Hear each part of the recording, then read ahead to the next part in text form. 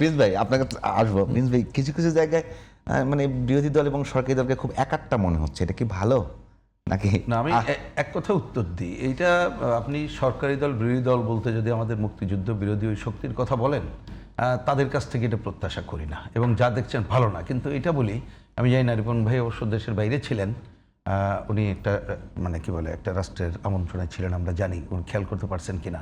রুমিন ফারহানা তিনি কিন্তু তুলেছিলেন, কিন্তু তাকে এইটা দেওয়া হয় নাই, বলা হয়েছে যে এটা পয়েন্ট অফ অর্ডারে তোলা যাবে না, আপনি নোটিশ করেন। কিন্তু নোটিশ করার ক্ষেত্রে 5 জন সংসদ সদস্য লাগে বলে শুনলাম আমরা। সেইটা রবিন ফারহানা পরে এটা বলেছেন উনি 5 জনকে পান নাই। কিন্তু আমি এই সুযোগে আপনাকে একটা বলি, আমি এই সুযোগে আপনার মাধ্যমে দেশবাসীকে বলতে চাই, আমরা জানেন যে বামপন্থী প্রগতিশীলরা প্রথম দিন থেকে এটা নিয়ে আন্দোলন করছি, পরে আমরা নানা প্রোগ্রামের মধ্যে যে সংসদ অভিমুখে মিছিল নিয়ে গেলাম এবং স্পিকার সাহেবের কাছে স্মারকলিপি দিলাম।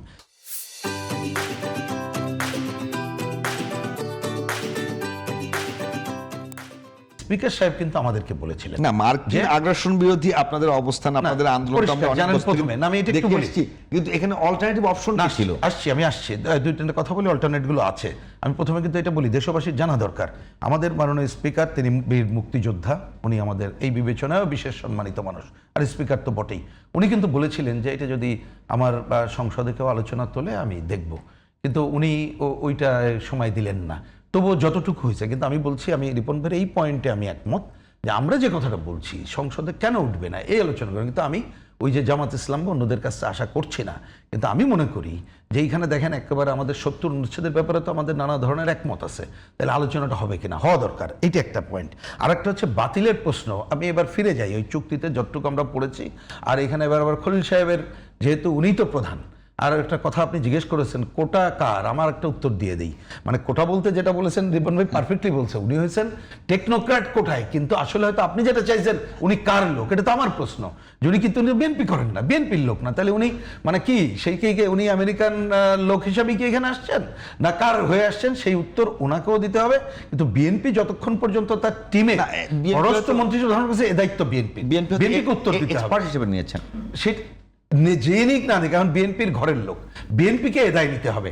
আরেকটা বলি, যেটা উনিও বলেছেন, অ্যাকচুয়ালি এটা আলোচনা হওয়া দরকার, এবং মালয়েশিয়া এটা বাতিল করেছে, এবং ওই ক্লজের মধ্যেই কিন্তু আছে যে কোনো দেশ ইচ্ছা করলে এটা আলোচনা করতে পারে এবং এটা বাতিল করার সুযোগ আছে। আমরা যতটুকু দেখেছি আমেরিকার সাথে ইউএস এর সাথে করতে, আপনি না করলে ওরকম করবেন, আপনি করবেন না কেন? মানে আপনি দেখেন অলরেডি মালয়েশিয়া বাতিল করছে, অনেক দেশ এই চুক্তি ঝুলিয়ে দিয়েছে। মালয়েশিয়ার সক্ষমতার বাংলাদেশে আমাকে যদি বলেন সক্ষমতা আছে, আমি দায়িত্ব আমার বুঝ থেকে বলি, কেন জানেন? আমি আসলে বলেন না, আমি কথা আপনার সে আন্দোলনের অনেক বড় তো, আপনি ওই কথার ওইটা বোঝা যায় না। আমি খালি একটা উত্তর বলি, এটা আমি রিপন ভাইও রেসপন্স করলে আমি খুশি হব। সেটা হচ্ছে, দেখেন আমাদের মতো একটা দেশ বা পৃথিবীর অন্য দেশ ভাবেন, আপনার প্রধান বিষয়টা কি?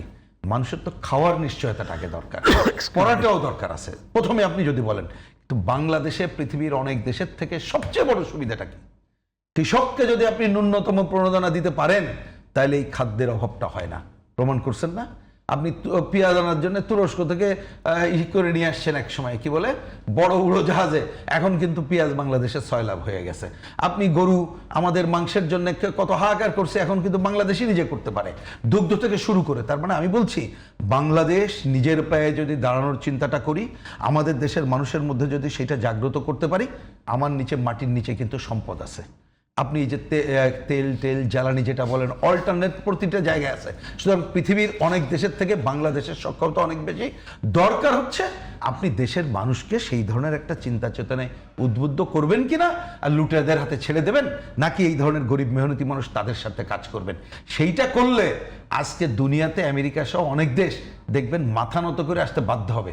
আপনি ইরানের যুদ্ধের সময় কি মনে হয়েছিল? অনেকে বলছিল আমেরিকার কাছে কিছু হবে না। এখন কি দেখছেন না? সুতরাং এটা দরকার বাংলাদেশের মতো দেশের আজকে একটু রুখে দাঁড়ানো, এবং আমরা মনে করি খুবই সম্ভব।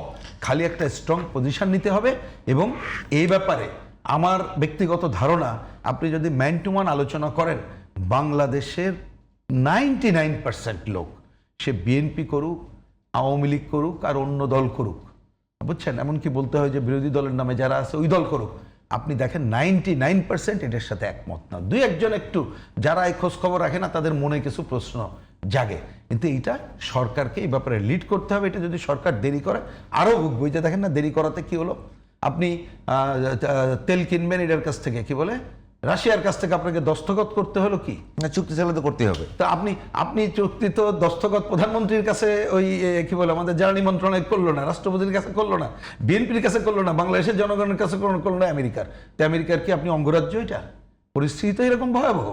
আপনি যে জিনিসগুলো আছে আপনি এই জায়গায় তো আরো সংকটে পড়তে হবে। আপনি উড়োজাহাজের কথাটা আপনি ওই যে বললেন চুক্তি থাকলে তো করতে হবে, তাহলে চুক্তিকে আপনি আলোচনা করতে হবে, বাতিলের প্রক্রিয়ায় নিতে হবে, এবং সংসদ যদি সবাই মিলে আমরা ঐক্যমত্য পোষণ করতে পারি, তখন কিন্তু আপনি ওই যে, এখন আমি খুব পজিটিভ জায়গা থেকে বলি, আপনি একটা চুক্তি, আন্তর্জাতিক চুক্তি বাতিল করতে গেলে প্রক্রিয়া আছে, খালি মুখে বললে হবে না আমরা শতভাগ একমত। তাহলে আপনি তো ওই জায়গায়ও বলতে পারবেন যে ভাই আমার একটা পার্লামেন্ট আছে, সেই পার্লামেন্ট সর্বসম্মতি করে পাশ করছে, আমরা এই জায়গায় যাব না।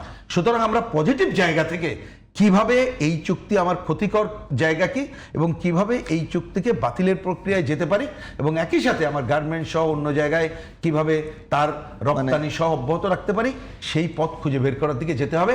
এইখানে মুখে ক্লু পেটে থাকলে আপনি ওই চুক্তি বাস্তবায়নের দিকে যাবেন, যা দেশের স্বাধীনতা, সার্বভৌমত্ব, অর্থনীতি, রাজনীতি সব কিছুকে একটা ক্ষতিকর দিকে নিয়ে যাবে।